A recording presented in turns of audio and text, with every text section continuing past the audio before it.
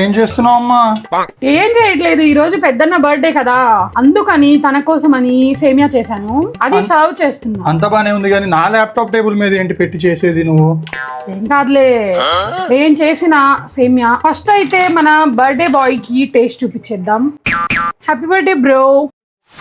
అగాగు ఏమైంది మమ్మీ? పుట్టినరోజు బాబుకు నా పెద్ద కొడుకు నేను తినిపించుకోద్దా?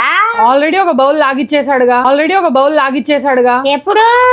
నువ్వు చూడలేదు, వాడు తినేశాడు. అయినా నేను తినిపించాలగా ఫ్రెండ్స్. నా పెద్ద కొడుకు నేను తినిపించకుండా మీరు తినిపించటం ఏంటి?